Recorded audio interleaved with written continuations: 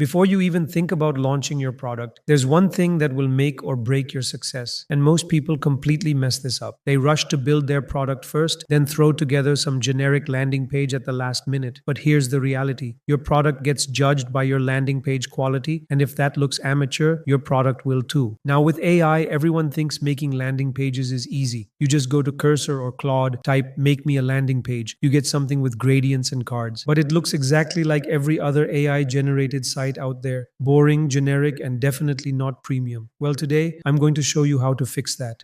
So, I was scrolling through X and stumbled upon this post by Legion's Dev. They had shared a public template for designing landing pages, and I thought it looked incredibly professional and amazing. There were so many small details that made it appear completely human designed rather than AI generated. I went ahead and opened up the chat in V0 since that's where it had been designed. You can see the whole conversation right here. Upon opening it and testing it out, I noticed subtle details that made the website even more responsive. So what I did was read through his prompts carefully. I wanted to create a template so that anyone could easily achieve amazing designs like these, regardless of which AI agent they were using. First, I tried giving the same prompts he used to Claude Code. After the first and second attempts, Claude Code didn't generate anything close to what I wanted. For example, it needed to create this specific design component, but Claude Code just produced some kind of basic dot structure instead. I even tried providing the description of what V0 had actually implemented, but it still didn't produce the desired result. It just added a gradient to the previous result, and it still didn't look that great. So here's what I did. I copied the final result from the site and broke it down completely. I took the end result, the actual code, along with some of the original prompts he used. Now I'm going to share the best tips and insights for creating amazing websites like these using a detailed breakdown of the website that was built on V0. Now, a quick break to tell you about today's sponsor, ChatLLM. So many AI tools out there, but buying them all? Expensive and messy. Now, you don't have to. ChatLLM Teams gives you every top AI model in one place. ChatGPT o3 Pro, GPT 4.1, Claude Sonnet 4, Llama 3, Gemini 2.5 Pro, Abacus Smog, DeepSeek, Grok 4, and Root LLM auto-picks the best one based on your prompt. Want visuals? It generates images using Flux, Ideogram, DALL-E, and videos using Kling, Runway, Hilo, and more, instantly and effortlessly. Your content feels robotic? Humanize it and pass AI detectors with ease. Need reports or slides? It builds full docs and presentations with charts and deep research. Coding? Use the built-in Code LLM editor or launch Deep Agent to build full apps and agents. All this for just $10 a month. Visit chatllm.abacus.ai or click the link in the description now.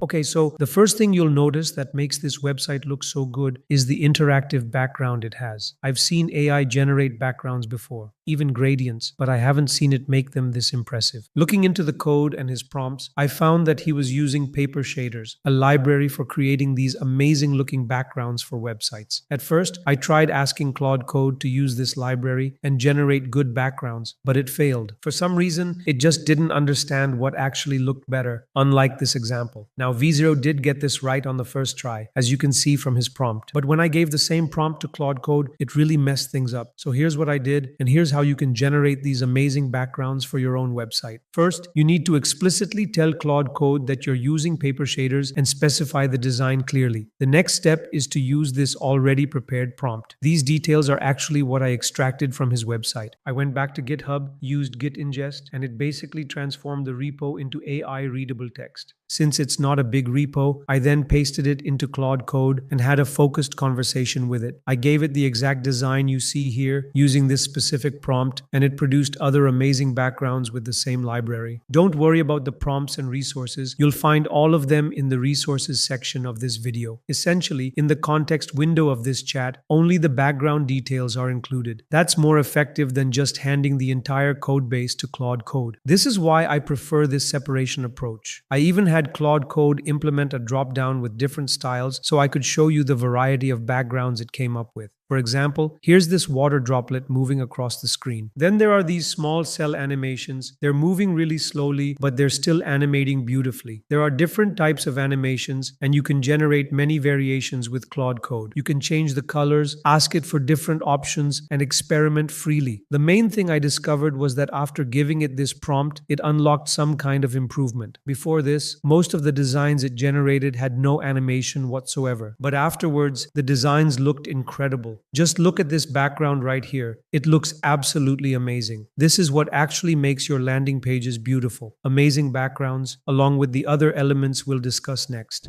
Now, next up on the website, you'll see down here this small rotating circle, which displays V0 is amazing while it animates. Over here, you'll notice a small pop-up or merge animation as well. I also noticed that along the way, the author tried to implement even more animations. And I know that many of you, when implementing animations, just tell AI to go ahead and add them. But that's actually not the correct approach. Using specific libraries for animations is a much better practice because the AI doesn't have to create everything from scratch. Instead, it leverages a library that's already built to handle animations professionally. One of the best libraries for this, something AI models are actually very skilled with, is Framer Motion. Basically, you just import it and it offers pre-made amazing looking animations for all kinds of elements including buttons, components, and more. So here's what you should do. Whenever you're implementing an animation, make sure to use this approach. For example, if you wanted to implement this rotating circle animation right here, you would ask the AI to create a rotating circle with text. But along with that request, you'd also provide this prompt telling it to use Framer Motion for React, which is the React version of the Framer Motion library. When you do this, the results are significantly better. Even in my own testing, I've seen countless examples where simply using this library makes animations smoother and more stable because these animations are pre-configured within a library rather than being custom code. There's a much lower chance of things breaking. For instance, if I change the background of this website, the moving element animations wouldn't randomly break because they're built with Framer Motion's reliable foundation. So definitely try to use this library as often as you can whenever you're implementing animations.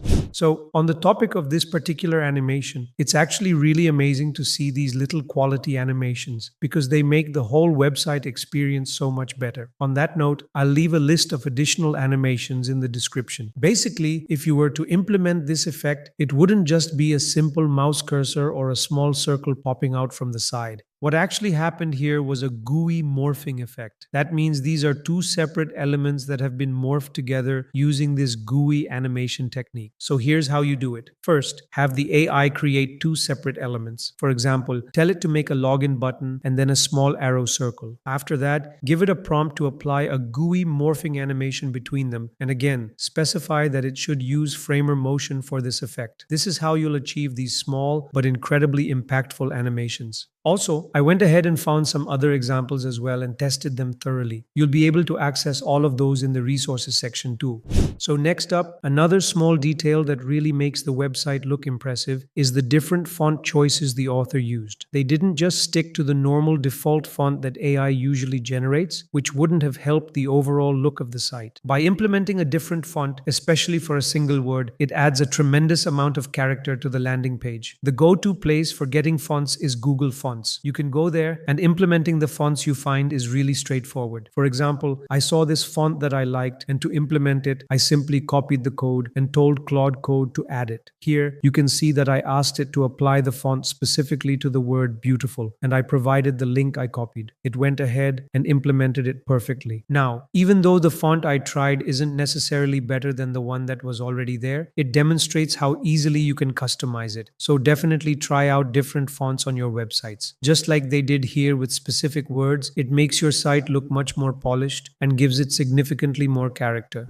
Now, when you actually look at the site, in my opinion, it looks absolutely amazing. Along with the gradient and the fonts, another crucial factor is the layout they chose. For example, when they implemented the wording, you can see that instead of putting it in the center, they purposefully placed it in the bottom left corner. That made it look significantly better. For this, you basically need to know some website layouts you can use to improve your designs. You don't have to reinvent the wheel. You can simply take inspiration from websites that are already out there. For that, I found a website gallery called Landbook, which I've been using recently for design inspiration. You can find different layouts, structures, and mapping styles for websites, and they provide excellent ideas. Just look at this one right here. In my opinion, it looks incredible, and it's essentially just a layout. For example, if you were making a landing page for an agricultural product, this could easily work. All you'd need to do is give a screenshot of this to Claude Code and tell it to use agricultural images along with your logo. But if I had just gone to Claude Code saying, hey, I want to make a landing page. Even if I added fonts and backgrounds, without a proper structure or a unique layout, the results wouldn't look impressive. Just look at this site right here. It has so many of the same qualities as the one the original author made. Short chunks of text with different fonts, animated backgrounds, and a distinctive layout. All of that combined makes your landing pages look truly professional. And honestly, all you have to do is take a screenshot and give it to Claude Code. That's it. They even provide a color palette, which is also fantastic, so make sure to use that as well.